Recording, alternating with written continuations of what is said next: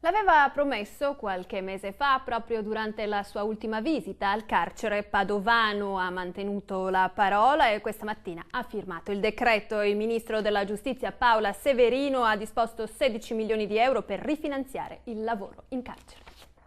Ad attenderla a Padova le cooperative sociali di tutta Italia. Il ministro Paola Severino torna dopo aver promesso di battersi fino all'ultimo per rifinanziare la legge Smuraglia, quella che permette il lavoro in carcere. Promessa mantenuta. C'è questa notizia positiva, questa mattina è stato firmato in Consiglio dei Ministri il decreto che dispone che 16 milioni di euro vengano destinati al lavoro carcerario. Sembra una notizia straordinaria.